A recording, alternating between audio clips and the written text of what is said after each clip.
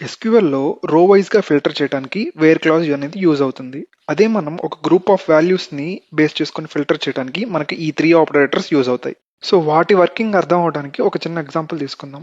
ఒక టేబుల్‌లో ఒక మూవీ నేమ్, అవి రిలీజ్ అయిన ఇయర్ అండ్ వాటి కలెక్షన్ డీటెయిల్స్ ఉన్నాయి. ఫస్ట్ ఇన్ ఆపరేటర్ యూజ్ చేసినప్పుడు ఏ వాల్యూస్ అయితే మనం ఇన్ ఆపరేటర్‌లో మెన్షన్ చేస్తామో వాటి వర్క్ డీటెయిల్స్ మాత్రమే మనకి రిజల్ట్‌లో కనపడతాయి.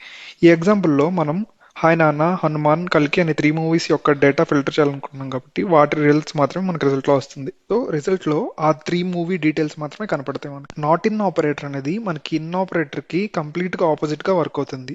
సో రిజల్ట్‌లో మనం మెన్షన్ చేసిన మూవీ డీటెయిల్స్ కాకుండా మిగతా మూవీ డీటెయిల్స్ వస్తాయి. నెక్స్ట్ వచ్చేసి బిట్వీన్ ఆపరేటర్ అనేది ఒక రేంజ్ ఆఫ్ వాల్యూస్ మధ్య డేటాను ఫిల్టర్ చేయడానికి యూజ్ అవుతుంది. సో ఇప్పుడు మనం ఇక్కడ కలెక్షన్స్ అనేవి 80 to 150 మధ్యలో ఉన్న డీటెయిల్స్ మాత్రమే మనకు రిజల్ట్ లో వస్తాయి.